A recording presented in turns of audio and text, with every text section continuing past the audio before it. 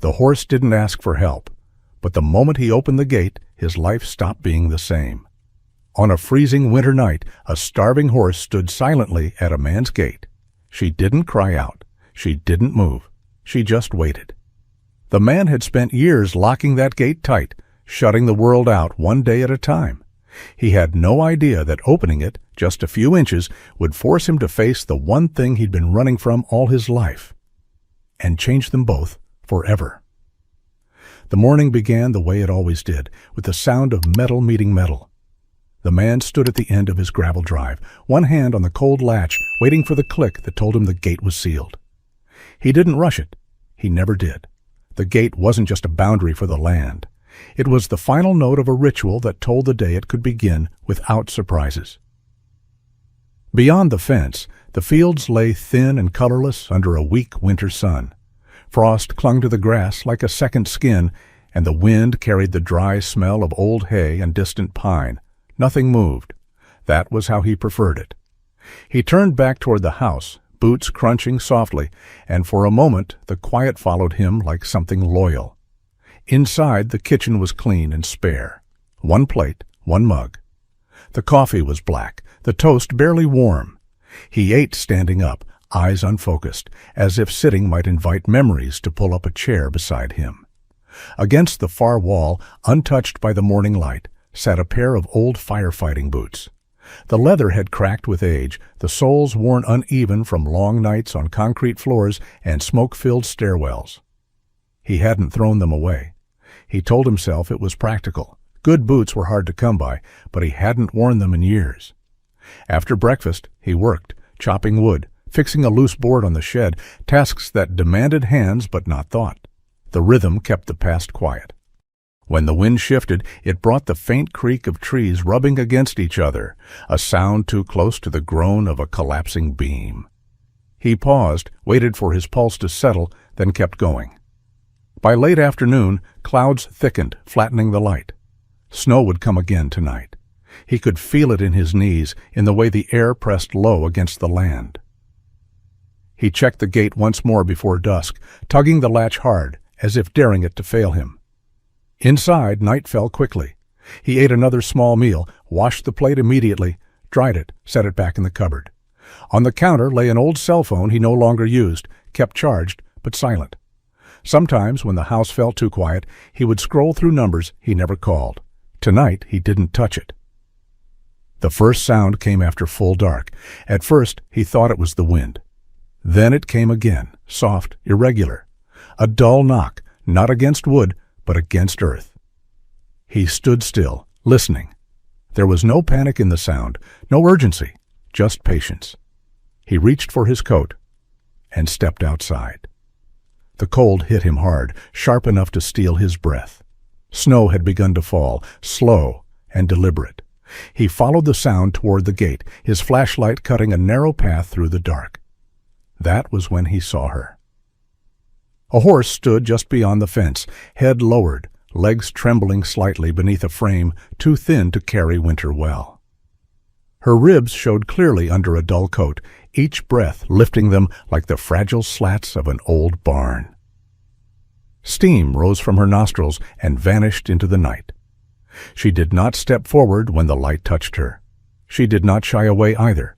She simply stood there, as if she had been waiting long before he arrived. "Go on," he said, the word rough from disuse. His voice carried no threat, no welcome, just fact. The horse did not move. He took a step closer to the gate. Her ears flicked once, then settled. There was something in her eyes that made him stop, something alert, contained, not pleading, not wild, a careful kind of watching, like someone who had learned the cost of being seen. "You can't stay," he said, more to himself than to her. Snow gathered along her spine, unmelted. She must have been standing there a while. For a long moment, neither of them moved. The land around them felt suspended, as if even the wind had paused to listen. He turned away first. He always did. But halfway back to the house, his steps slowed. He thought of winter storms and empty fields, of thirst that came before hunger, of rules learned the hard way. He stopped, exhaled, and turned back. When he returned, he carried a metal bucket. Steam rose faintly from the water inside. He set it down just inside the fence, careful not to open the gate, and stepped back. The horse hesitated, then lowered her head and drank.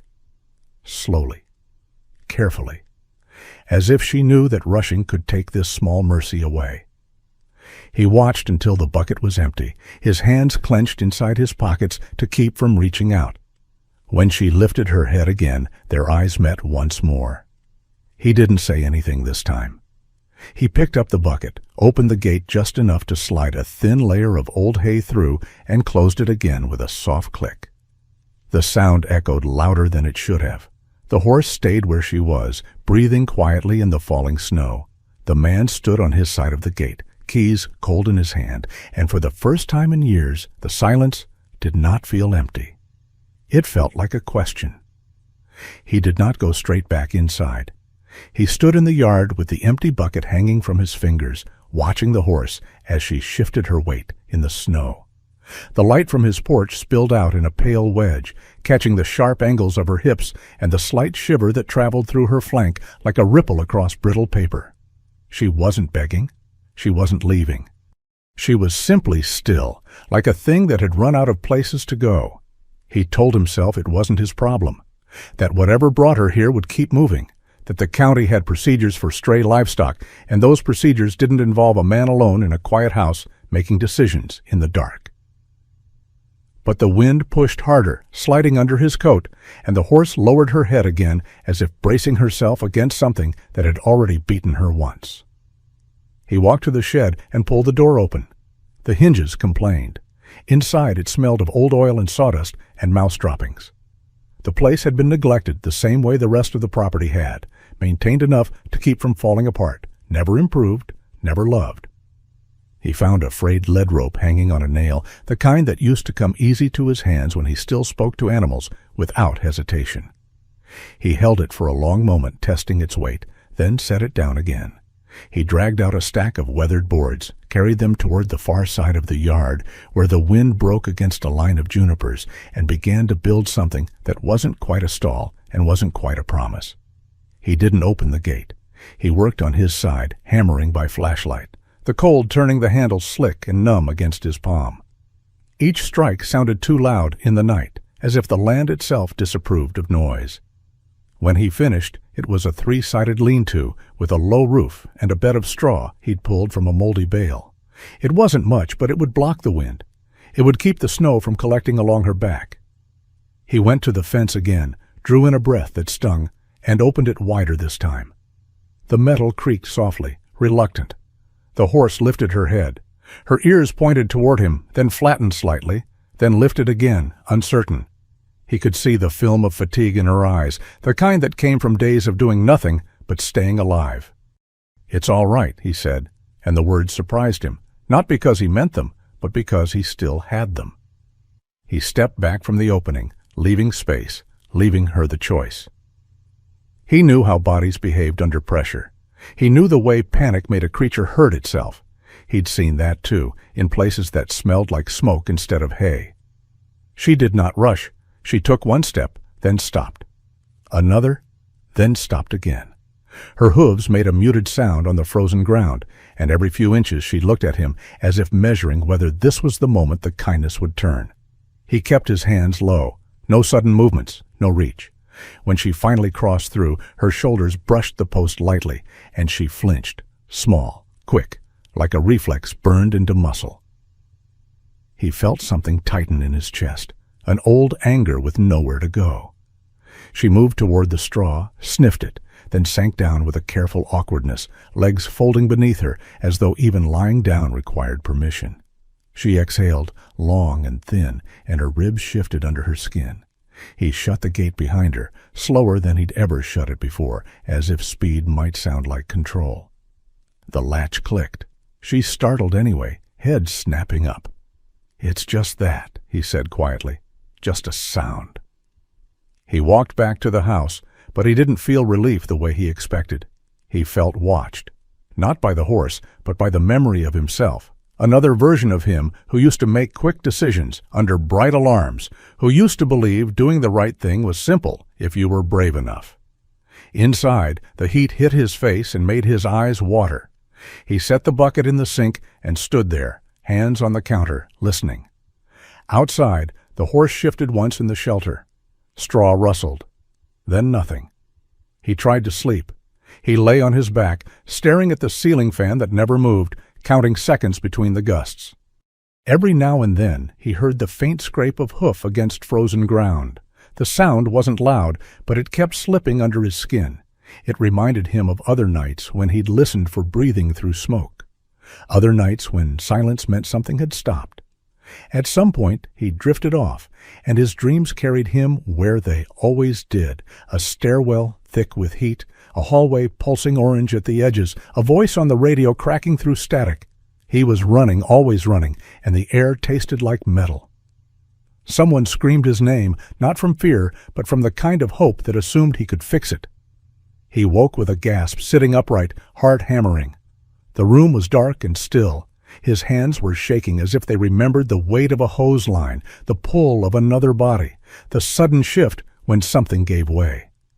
He sat there until his pulse slowed. Then, because he couldn't help himself, he got up and went to the window. The porch light cast a weak glow across the yard. The shelter he'd built looked smaller now, half swallowed by snow. For a moment he couldn't see the horse at all. A spike of fear cut through him, sharp, immediate, irrational. Then she moved. Her head appeared at the opening, just the shape of it, and he felt his own shoulders drop, as if he'd been holding them up for hours. She looked toward the house, not aggressive, not needy, just present, as though she had decided his light meant safety, and she wanted to know where it came from. He stood with his forehead against the glass, breathing slowly until the cold window cooled his skin. The next morning the world was white. Snow covered the drive in smooth layers, hiding the gravel, softening every edge. The fence line disappeared under drifts.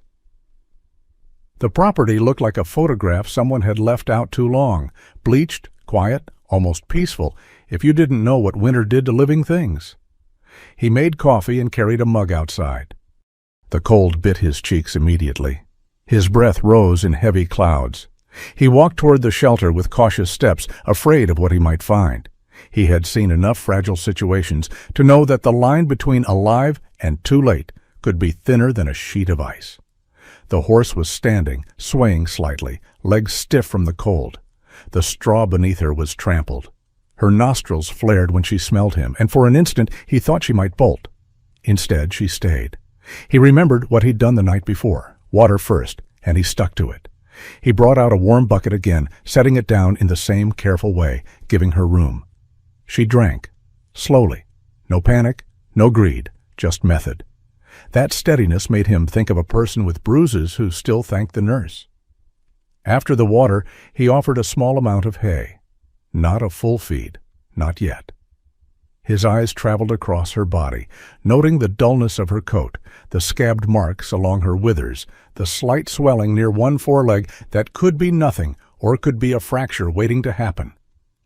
He wasn't a veterinarian, but he knew trauma in all its shapes. He backed away and watched her eat.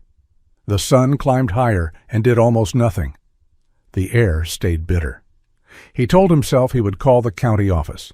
He told himself he would do it after breakfast, after he cleared the drive, after he fixed the gutter, after he did anything that delayed the moment of turning this into a real thing with a real name and real consequences. He shoveled snow in short, efficient bursts, muscles burning. He kept glancing toward the shelter as if expecting her to vanish. Each time she was still there, chewing slowly, blinking against the wind.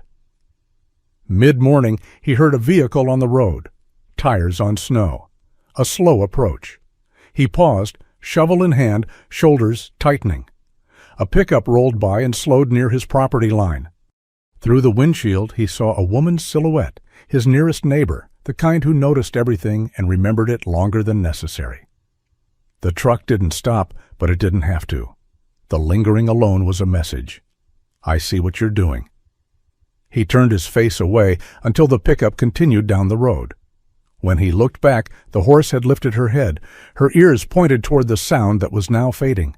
The muscles in her neck tightened. She didn't run, but her body prepared as if running had once been the only answer. "It's gone," he said, and the way he said it wasn't for her alone. He stepped closer, not reaching, just standing where she could decide to stay or move. The horse's eyes stayed on him for a long second. Then she lowered her head again to the hay, but she did it in small, guarded motions, like a door closing carefully rather than slamming. He went back to the house and stared at the phone on the counter. His thumb hovered over the screen. He didn't dial. Instead, he pulled on his coat again and returned to the yard with a different kind of purpose. If she was going to remain here even one more night, the shelter would need reinforcing. The water would need to stay warm. The feed would need to be rationed properly. The swelling on her leg would need to be checked. It wasn't a commitment, he told himself. It was triage. He found an old wool blanket in a closet, rough and smelling faintly of cedar. He held it out toward her with both hands, offering it the way you might offer an injured person, a seat, not as a gesture of ownership, but as a way of saying, you can rest here without being taken. The horse watched the blanket, then him. For a moment, the distance between them felt like a wire stretched tight. And then she took a single step forward, small, cautious, deliberate, bringing her nose close enough to breathe against the fabric. His hand stayed still. His breath stayed quiet. He let her choose what to do with his kindness. He kept the blanket folded in his hands longer than necessary, letting the moment stretch until it no longer felt like a test. The horse's breath warmed the air between them, fogging faintly against the wool. She sniffed once, then again, more confident this time, her nostrils flaring as if scent might tell her what history could not. When she finally nudged the edge of the fabric, it was so light he almost missed it. "That's enough," he murmured, not pulling away, not moving closer.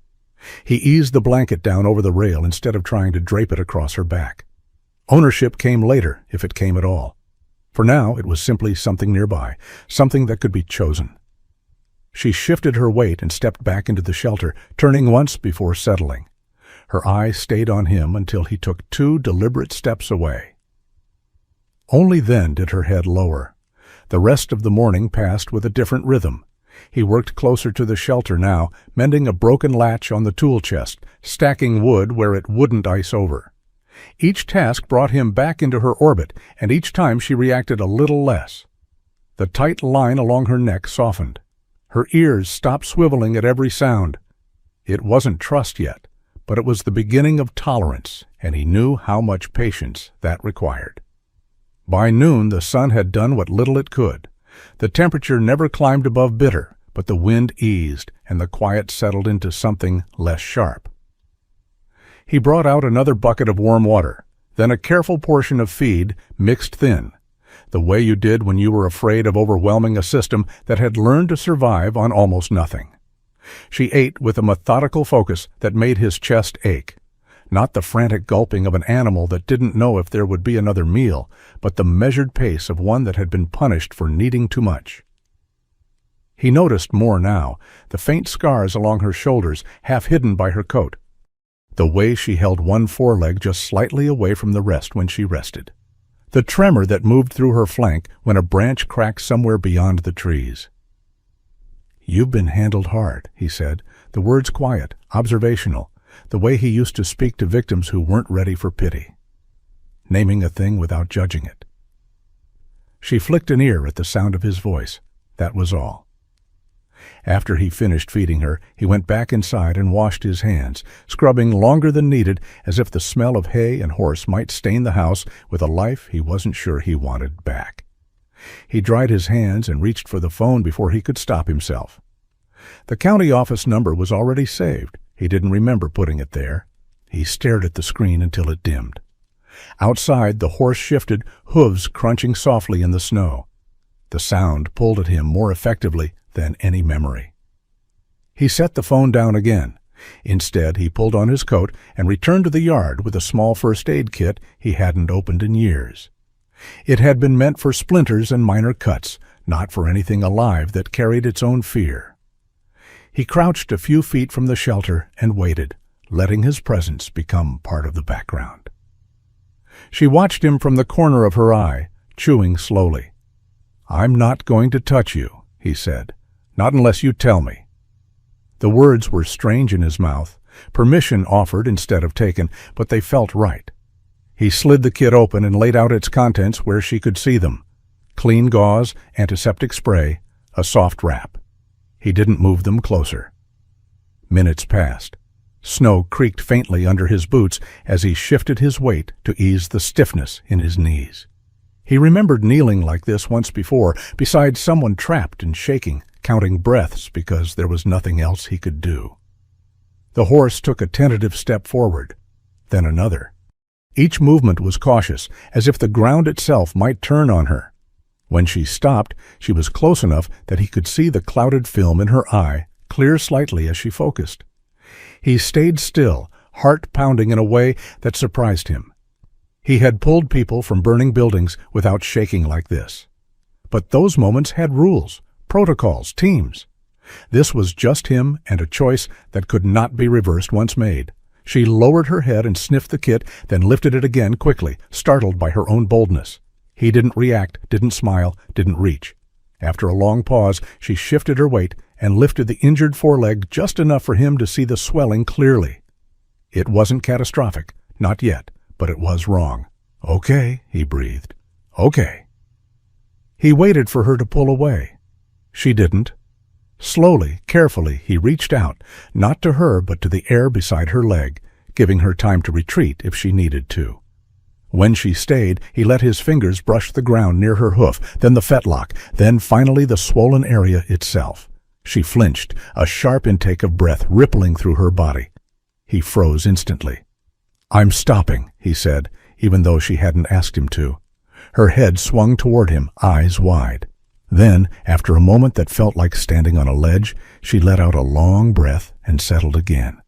The leg stayed where it was. He worked quickly after that, cleaning the area, checking for heat, wrapping it with steady hands that remembered their old purpose. He spoke softly, not reassurances, not stories, just neutral observations, grounding himself in the practical. When he finished, he sat back on his heels and exhaled. "That's all," he said. She didn't move away right away.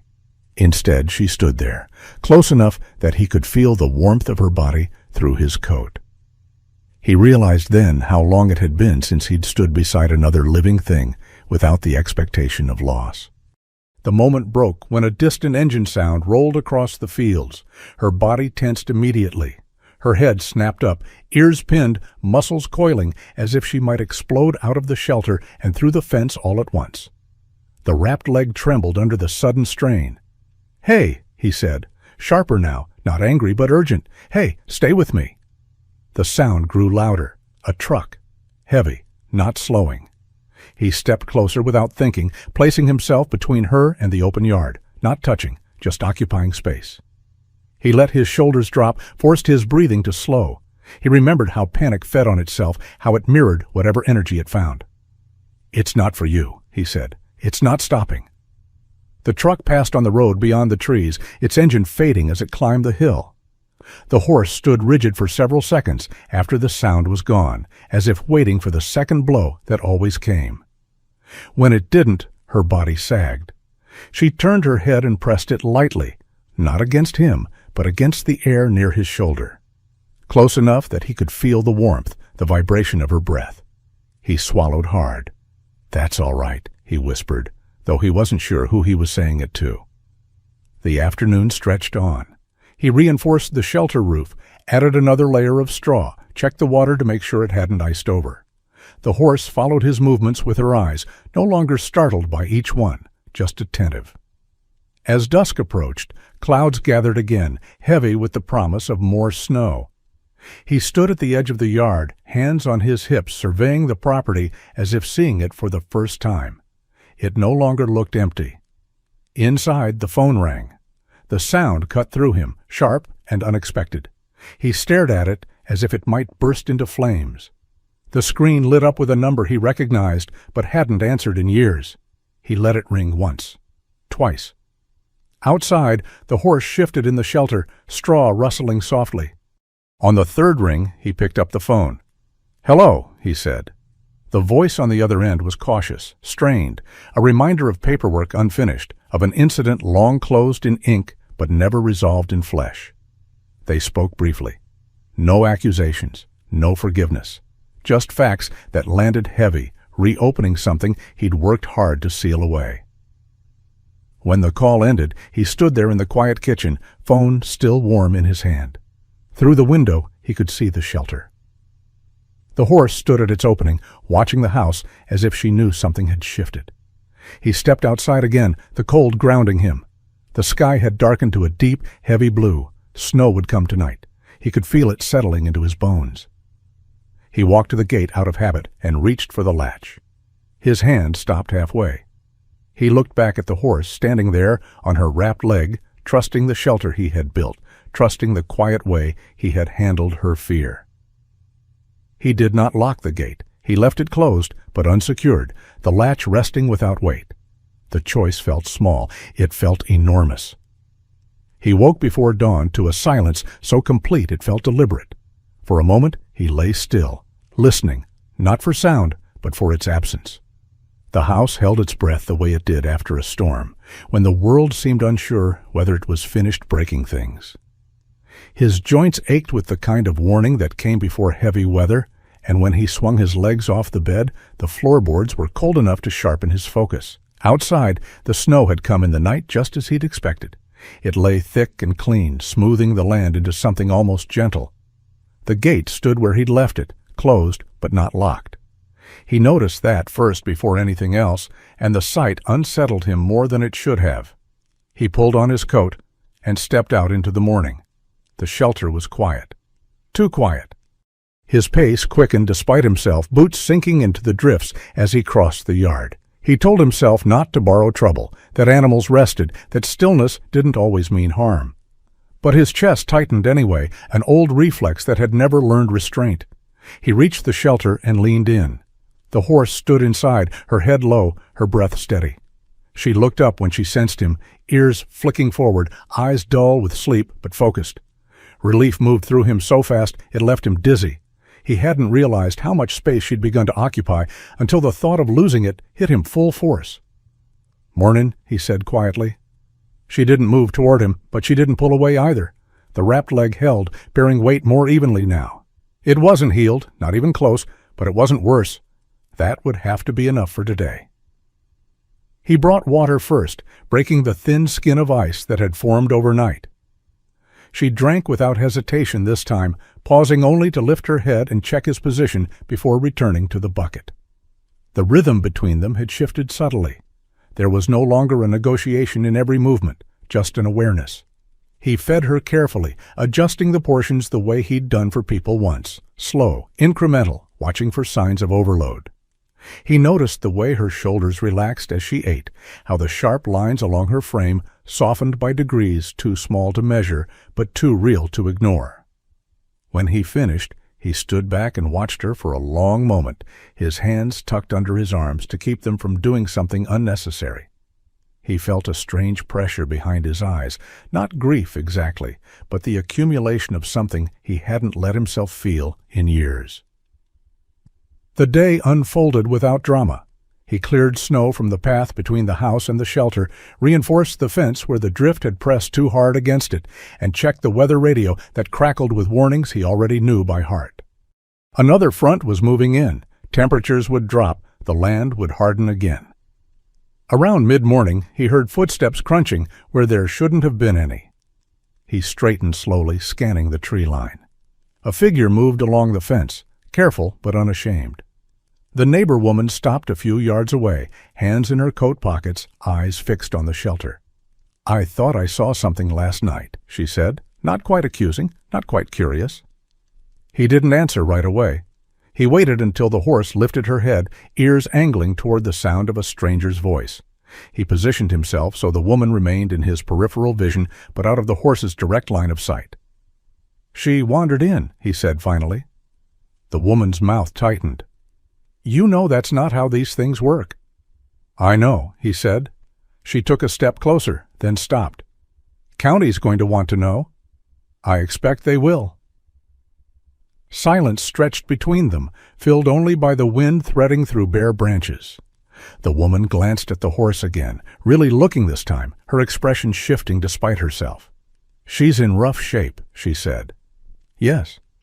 "Well," the woman said after a moment, "people talk. They always do." She studied him for another second, as if measuring how much of him was still the man she thought she knew. Then she nodded once, curt and unresolved, and turned back toward the road. He watched her go, the tension in his shoulders easing only after she disappeared beyond the trees. The horse hadn't moved during the exchange. She stood steady, eyes on him, waiting. "It's all right," he said, more firmly now. "She's gone."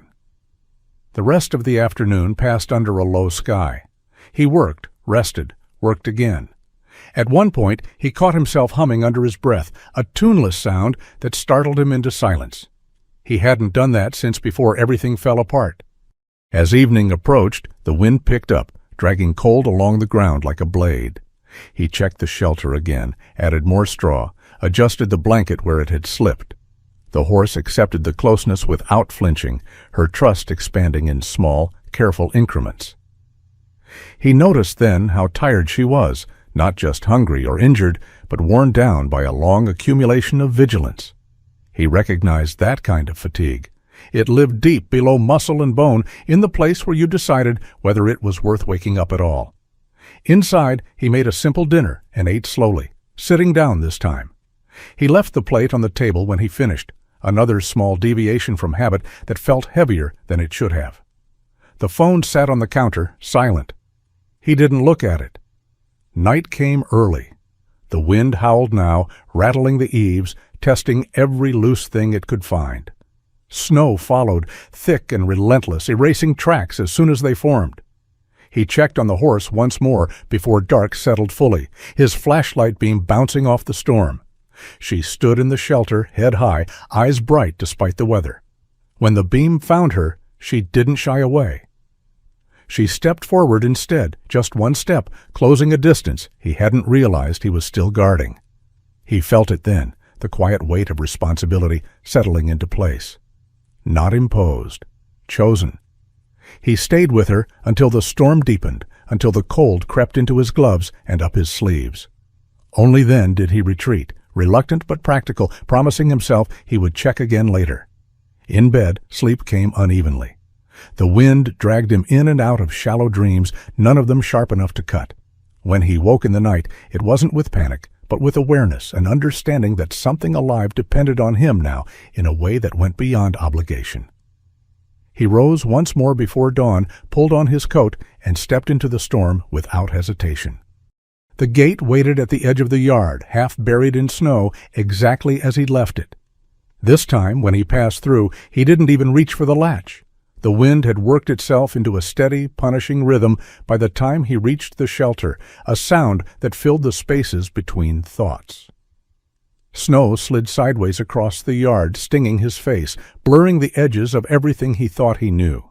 He moved carefully, not because the ground was treacherous, though it was, but because the act of moving had begun to matter again.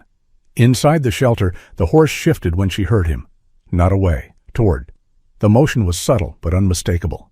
She tested her wrapped leg, placed it down, then lifted her head to meet his gaze. The trust there was not soft or sentimental. It was provisional, earned 1 minute at a time.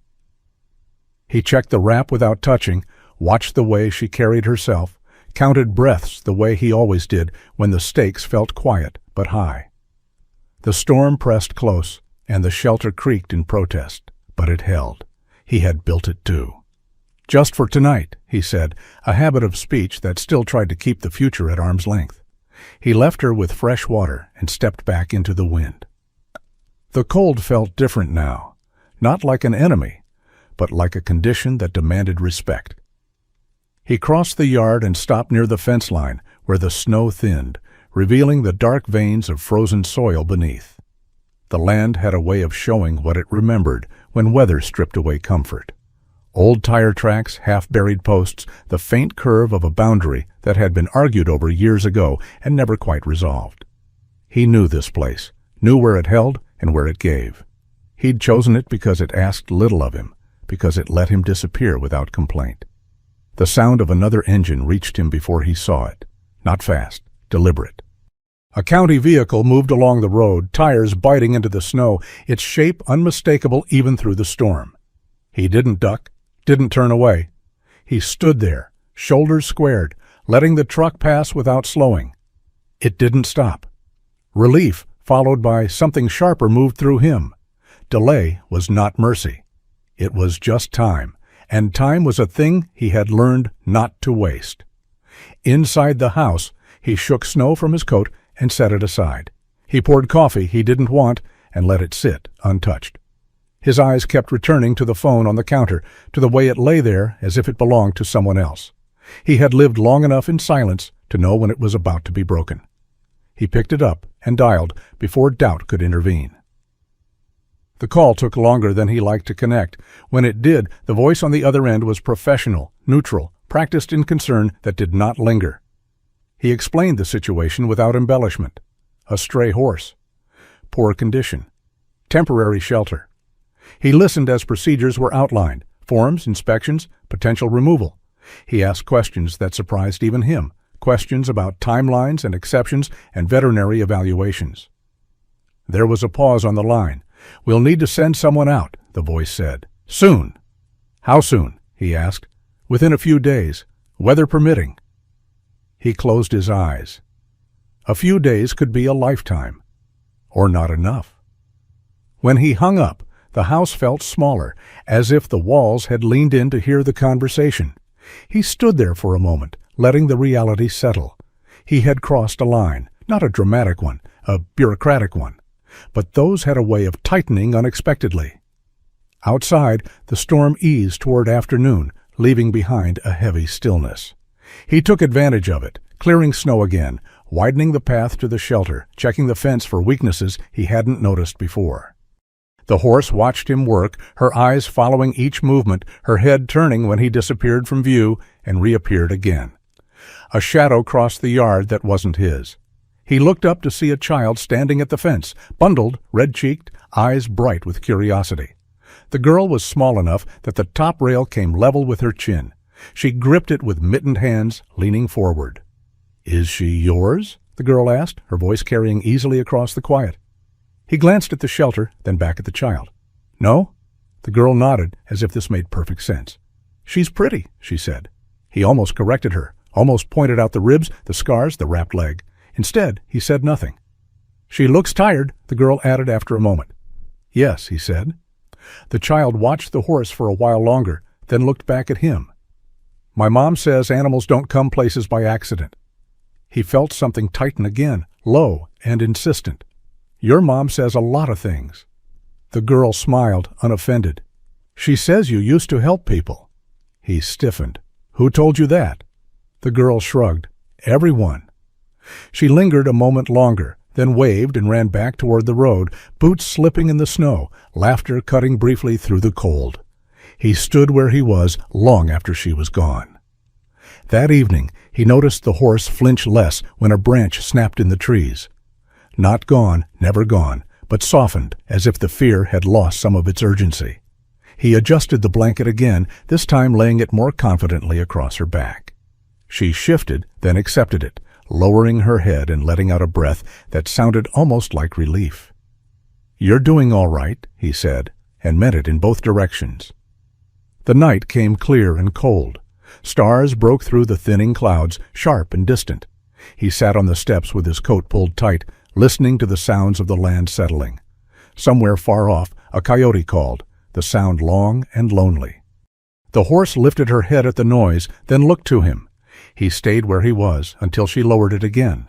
Before going inside, he walked the fence one last time, checking posts, testing wire. When he reached the gate, he paused out of habit. The latch hung loose, catching faint starlight. He thought of the forms, the inspection, the way official concern could look like rescue until it didn't. He left the gate as it was. Inside, sleep came slowly but honestly. No smoke, no voices calling his name, just the weight of the day pressing down in a way that felt earned. Sometime before morning, he dreamed of standing in a field at first light, the land stretching wide and open, nothing burning, nothing collapsing. There was no urgency in the dream, just space. When he woke, the feeling lingered. The cold that morning felt intentional, as if the land itself had decided to press closer. He noticed it first in the way the air resisted his breath, then in the stiffness of his hands as he pulled on his gloves. The sky was pale and hard, stripped of softness, and the light carried no warmth. It was the kind of day that made survival feel like a calculation rather than a given. The horse sensed it too.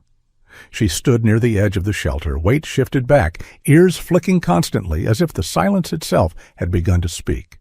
The confidence she'd gained over the past days hadn't vanished, but it had tightened, drawn inward by something she remembered more clearly than he ever could. He approached slowly, not wanting to add to whatever pressure had settled into her body overnight. When he reached the shelter, he didn't bring food right away. Instead, he stood where she could see him fully, hands visible, posture open. "It's a hard day," he said. "I know." She didn't look at him. Her gaze stayed fixed on the far end of the property, where the road curved out of sight behind the trees. He followed her line of vision just as the sound reached them. An engine, heavy, slower than the others had been. Her body reacted instantly.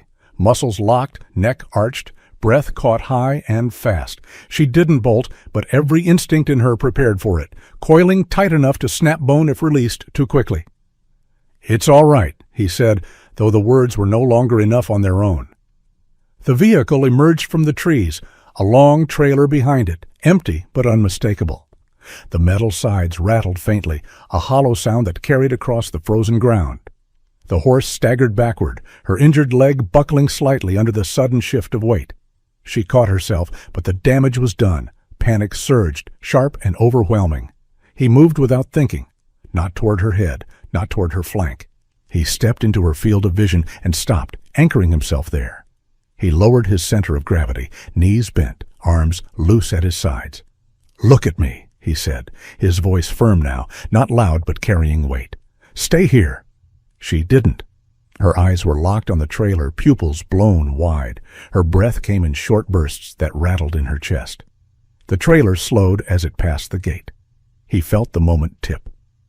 He stepped closer, close enough that she could smell him, feel the steadiness of his presence, even as her body shook. He didn't touch her. He knew better than that. Touch could shatter what little control she had left. "Count with me," he said, absurd and necessary all at once. "Just breathe." The trailer stopped. The sound of a door opening echoed across the yard. Her hooves scraped against the frozen ground as she tried to turn, tried to flee in a space too small for escape. Her wrapped leg faltered again, and this time she cried out, not loud but sharp, the sound of pain colliding with terror. He raised one hand slowly, palm open, holding it in her line of sight. "I'm here," he said. "You're not alone." The driver stepped down from the cab, boots crunching in the snow. A man he didn't recognize, bundled against the cold, eyes scanning the property with professional interest. "Morning," the man called. The horse surged sideways, knocking into the shelter wall hard enough to rattle the boards. Straw flew. The structure groaned, but held. "Stop," he said, not to the horse, but to the man. "Don't come any closer." The driver paused, surprised. "Just checking the road. Had a call about a loose—" "Later," he said, sharper now. "Please." The man hesitated, then raised his hands in a placating gesture. "All right, I'll wait." The engine idled, low and constant, a vibration that crawled under skin. He turned his full attention back to the horse. Her sides heaved. Foam flecked the corners of her mouth. This was beyond fear now. This was memory made flesh. He took a risk. Slowly, deliberately, he sat down on the frozen ground between her and the road, placing himself squarely in the path of whatever she thought was coming. The cold bit through his jeans immediately, sharp and unforgiving. He stayed there. "I'm not moving," he said. "You don't have to either." Her eyes flicked to him, then back to the trailer, then to him again. Confusion cracked the panic just enough for something else to slip in.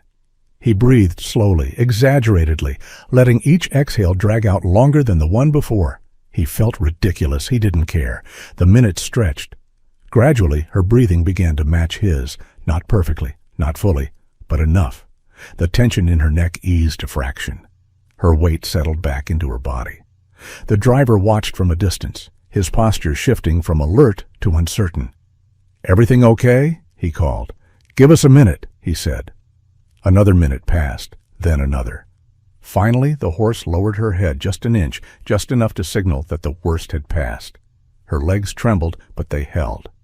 He stayed seated until the driver shut the trailer door and climbed back into the cab. The engine revved. The vehicle pulled away, its sound fading into the trees until only the wind remained. When the road was quiet again, he let himself breathe normally. The horse stood where she was, exhausted, eyes dull with spent adrenaline. He rose carefully, joints protesting, and approached her side, not touching, just close enough to check her leg. The wrap had loosened slightly. The swelling looked worse. "All right," he said softly. "We'll deal with that." He rewrapped the leg with practiced efficiency, his movements calm, unhurried. She flinched once, then steadied herself, leaning subtly toward him as if proximity alone provided balance. When he finished, he rested his hand briefly against her shoulder, just for a second. She didn't pull away. The contact landed harder than he expected. Later, after she'd settled, and the yard had returned to stillness, he stood alone near the gate, staring down the road where the trailer had disappeared. The county inspection loomed now not as an abstract threat, but as a weight pressing steadily closer. He understood then what this was asking of him. Not care, not kindness. Risk? That night, he pulled out a folder he hadn't opened in years. Papers yellowed with age, reports. A photograph clipped to the inside, edges curled, faces half smiling in a moment, frozen before everything went wrong. He sat at the table until the light burned low, reading, remembering, letting the truth he'd avoided take shape again. Outside, the horse stood in her shelter, quiet, alive, waiting. And for the first time since the trailer had arrived, he allowed himself to wonder whether waiting would be enough. He did not sleep after that. The papers stayed spread across the table until the sky outside began to pale, their edges catching the weak light like old wounds reopening under examination. He read them slowly, not because they were difficult, but because each line carried weight he had learned to brace for. Dates, times. Decisions written in ink that could never quite hold the truth of heat and fear, and seconds that collapsed in on themselves. When the light was strong enough to see clearly, he folded the papers back into the folder and slid it into a drawer he left open. He did not shut it. Some doors, once opened, lost their purpose when forced closed again. Outside, the world had gone still.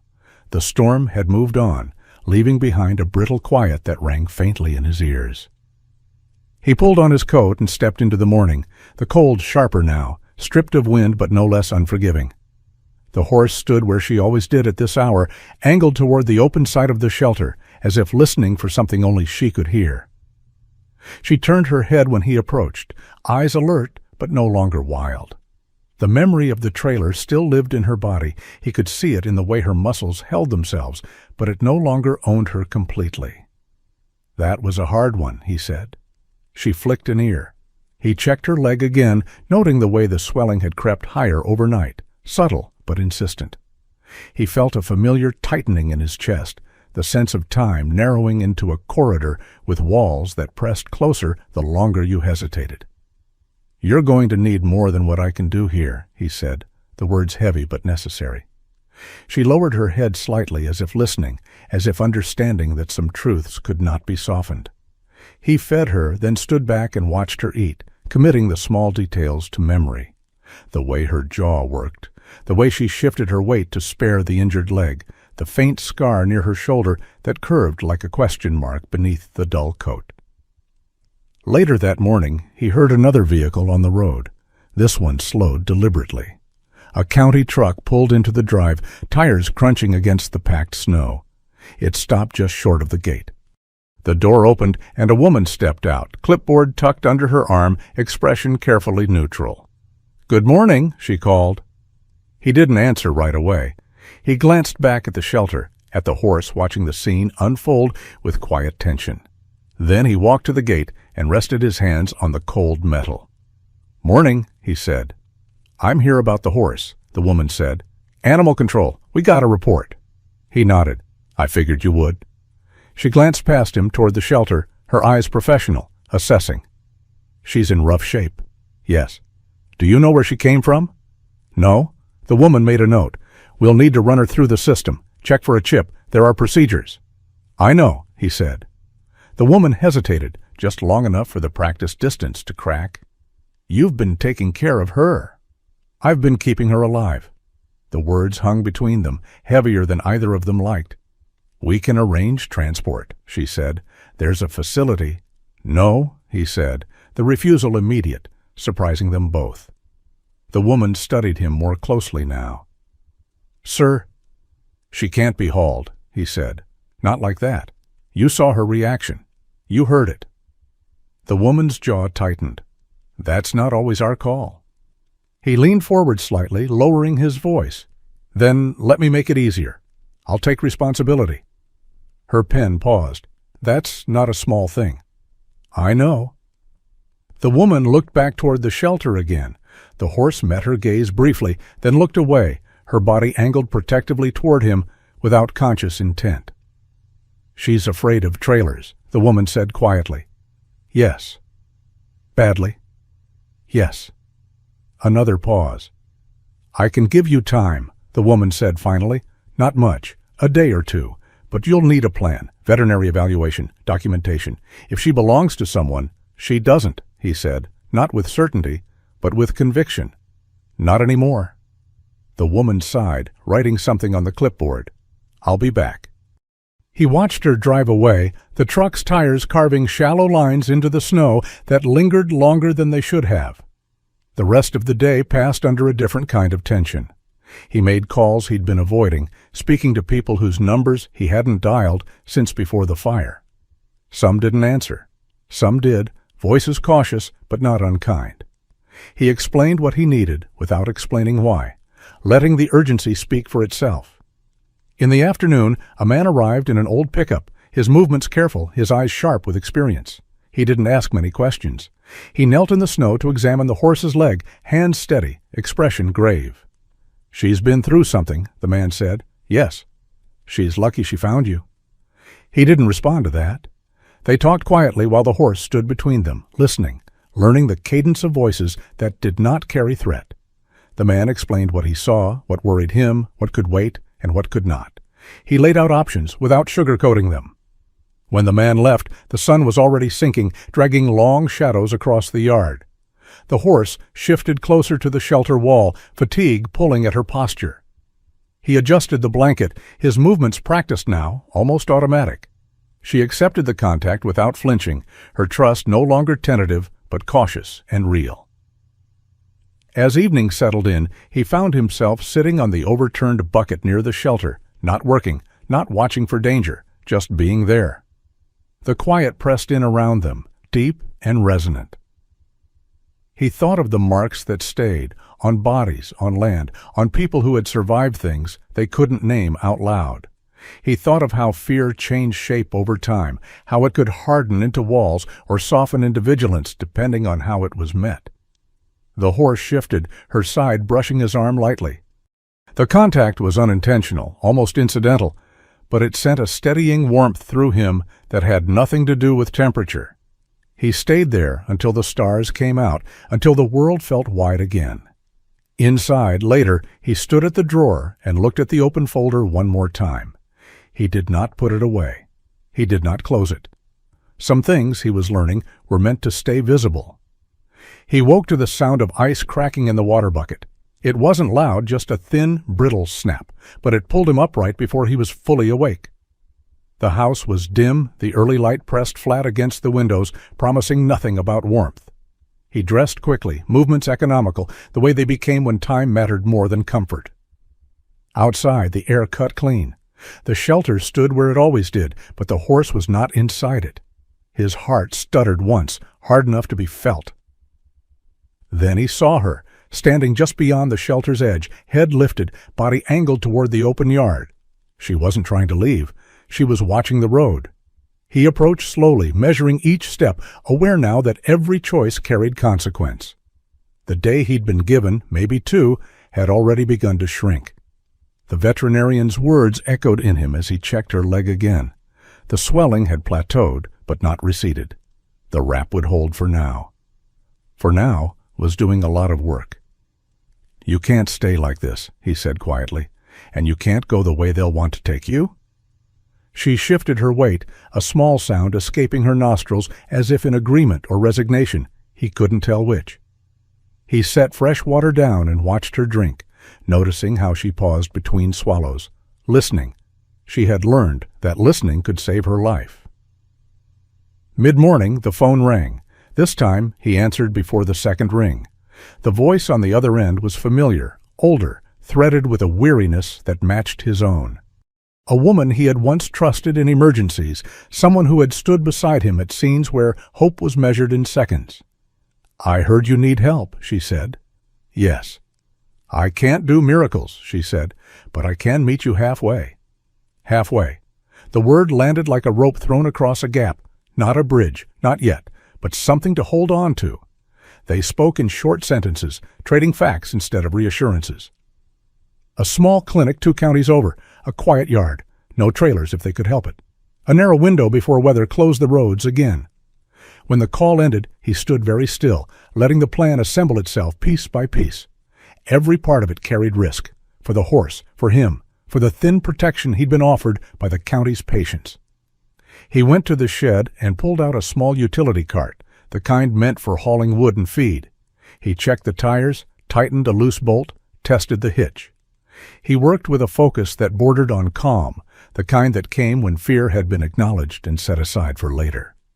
The horse watched him from the shelter, ears following the clink of tools, her posture alert but not panicked. When he rolled the cart closer, she stiffened, muscles tightening along her spine. "Not today," he said, keeping his voice level. "Not that kind of cart." He took time he didn't feel he had, letting her sniff the wood, the metal, the ropes he planned to use as guides rather than restraints. He remembered how terror multiplied when surprises stacked on each other. He refused to let that happen here. By early afternoon, clouds began to gather again, low and fast. The weather radio crackled with updates he chose not to listen to. He didn't need details. He could feel the shift in the air. He positioned the cart near the shelter, angling it so the path forward was clear and the escape routes were not. He didn't rush her. He waited. When she finally took a step, it was hesitant but deliberate. He matched her pace, neither leading nor following too closely. Each movement forward was earned, not taken. Halfway up the short incline to the cart, her legs slipped. The moment stretched thin. He lunged, not to grab her, but to brace the cart, throwing his weight against it as her hoof scrambled for purchase. Pain flared hot along his shoulder as he caught the edge hard, but the cart held. She regained her footing, sides heaving, eyes wide. "I've got it," he said through clenched teeth. "I've got it." She stood trembling, then took another step. When she finally settled onto the cart, it wasn't graceful. It was careful, improvised, fragile. He secured the sides loosely, leaving room for her to move, for choice to exist even now. The road out was slow. He walked beside the cart, guiding it over frozen ruts, stopping often to let her adjust. The land opened around them, wide and indifferent. The gate loomed ahead. He reached it and hesitated, the habit rising unbidden. Then he pushed it open fully, the hinges complaining in protest. They passed through without stopping. The drive to the meeting point took longer than he'd planned. Snow began to fall again, light at first, then thicker. His hands burned with cold. His shoulder throbbed where he'd slammed it against the cart. He ignored both. When the other truck finally appeared on the distant road, he felt a tightening in his chest that was not fear, but something closer to release. The woman stepped out, bundled against the weather, her eyes going immediately to the horse. "She made it," the woman said. "So far," he replied. Together they moved the horse into the quieter yard she'd prepared, no engines idling nearby, no metal doors slamming. The horse stood, wary but upright, her breathing gradually slowing as the unfamiliar place revealed itself to be safe. At least for now. The woman examined her leg, her mouth set in a line that meant honesty was coming. "You did the right thing," she said finally. "It's not over, but you gave her a chance." He nodded, the weight of the day settling into his bones. As he turned to leave, the horse lifted her head and watched him. She didn't follow. She didn't call out. She simply stood there, alive, present, no longer on the edge of disappearance. The snow thickened as he walked back toward his truck. The road behind him vanished almost as soon as his tires passed over it. For the first time since she'd appeared at his gate, he understood what it meant to let go without abandoning. The drive back felt longer than the road itself. Snow closed in behind him, erasing the tracks almost as soon as they were made, and by the time he reached his property again, the sky had flattened into a dull, unbroken gray. The gate stood open where he had left it, framing the empty yard in a way that felt unfamiliar, almost accusatory. He parked and sat for a moment with the engine running, listening to it idle, letting the quiet settle into the space she had occupied. When he stepped out, the absence hit harder than the cold. The shelter was still there, straw scattered, boards darkened by weather, but it had lost its purpose. The yard felt wider, less anchored. He walked its length without thinking, checking corners, adjusting nothing, his body moving out of habit while his mind lagged behind. Inside the house, the silence had changed. It no longer felt like protection. It felt like something waiting to be filled or abandoned entirely. He peeled off his coat and noticed the ache in his shoulder again, deeper now, blooming with each movement. He rolled it gently, testing the damage. Nothing broken, just a reminder. He welcomed the pain. It gave the day a shape he could hold on to. The phone rang in the late afternoon. He didn't jump this time. The county officer's voice came through steady and efficient, all business now that weather and delay had been accounted for. She spoke of paperwork, of responsibility, of fines that would need to be addressed, and questions that would not go away simply because intentions had been good. "You moved her without authorization," she said. "Yes. There will be consequences. I understand." There was a pause on the line, shorter than before. "She's alive because of you." He closed his eyes. "That's enough." When the call ended, he sat at the table and stared at the place where the folder still lay in the open drawer.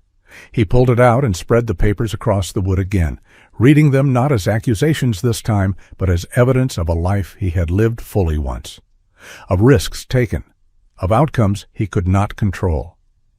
That evening, the neighbor woman stopped by again. She stood at the edge of the drive, hands in her pockets, eyes scanning the empty yard. "She gone?" she asked. "Yes." She nodded slowly. "People are saying things." "I know. They'll keep saying them." "I know." She studied him, then surprised him by sighing. "For what it's worth, my sister works at a rescue downstate. She said the mare that came in today said she'd seen worse odds." He didn't respond right away. The word mare landed softly, finally giving the horse a shape beyond survival. "Thank you," he said. The woman nodded once and turned away, leaving him alone with a yard that no longer felt hostile, just unfinished. Night came clear and cold. Stars sharpened overhead, indifferent and constant. He walked the fence line slowly, stopping where the gate opened to the road. He could still see the marks where the cart had passed, faint but real, evidence of motion, of decision. He thought of the woman's clinic, of quiet yards and steady hands, of a horse learning that not every place ended in fear. Later, lying in bed, sleep came fitfully, not with dreams of smoke or collapse, but with images of snow and open ground, of breathing that slowed without being forced. He woke before dawn with the sense that something had shifted permanently, not resolved, but reoriented. At first light, the phone buzzed on the table beside him. A message, short, unembellished. She made it through the night. He sat on the edge of the bed for a long time, letting the words settle into him. Relief came, but it did not overwhelm. It simply took its place among the other things he carried now, responsibility, consequence, and the quiet knowledge that he had chosen to stay when leaving would have been easier. Outside, the land waited. Not empty, just patient. He rose, pulled on his coat, and stepped into the morning, the gate still open, the yard still marked by what had passed through it. For the first time, he did not feel the urge to close it.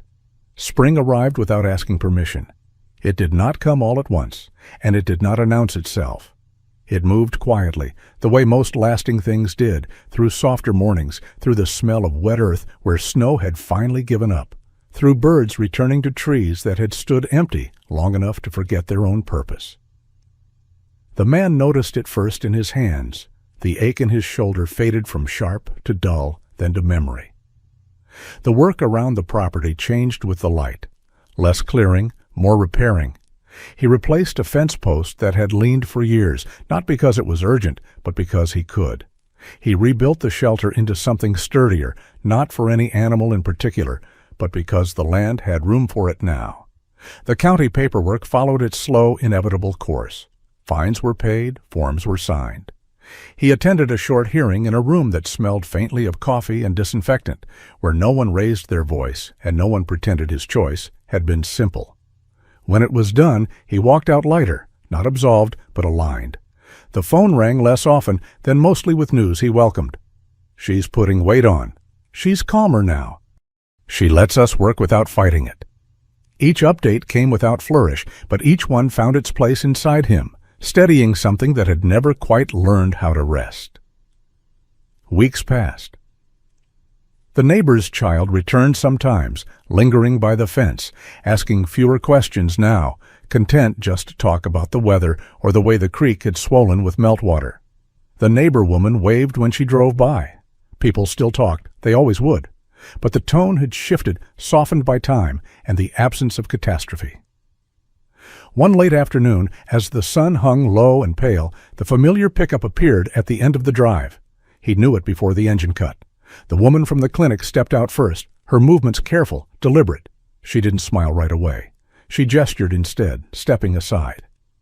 The mare stood behind her. She was not the same animal that had arrived at his gate. Her coat held color now, catching the light along her neck and shoulders.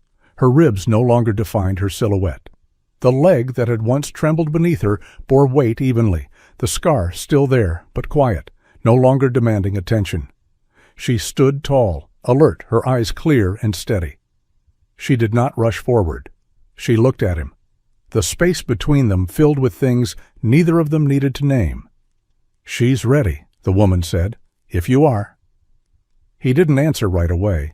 He walked toward them slowly, letting the mare read his pace, his posture, the absence of urgency. When he stopped a few feet away, she lifted her head slightly, ears forward, not afraid, not demanding, just present. He reached out, not to touch her, but to rest his hand against the fence beside her shoulder. She stepped closer on her own, closing the distance until her warmth pressed lightly against him. The contact was simple. It undid him anyway. The woman watched quietly as they moved together into the yard, no ropes pulled tight, no commands spoken. The mare paused at the threshold, the memory of boundaries flickering briefly through her body. He did not rush her. After a moment, she stepped through. They stood there for a long time, the yard holding them both. The shelter waited nearby, clean and ready, not as a cage, but as an option. The land felt different now, not safer exactly, but more honest. The woman cleared her throat softly. "I'll leave you to it." When she was gone, the quiet settled again, familiar but no longer empty. The mare walked the yard slowly, mapping it anew. She sniffed the rebuilt shelter, the fence posts, the ground where snow had once piled high. He followed at a distance, giving her the space she had earned. As dusk approached, the light softened everything. He found himself standing at the gate, fingers resting against the latch without intent. The old habit stirred, then fell away. He left it open. The mare came to stand beside him, not crowding, not leaning, just there. Two shadows stretched long across the earth, touching at the edges. He did not think about what came next. He did not promise anything he could not keep. He only stood, breathing in the quiet, listening to the land remember them both. Nothing dramatic happened.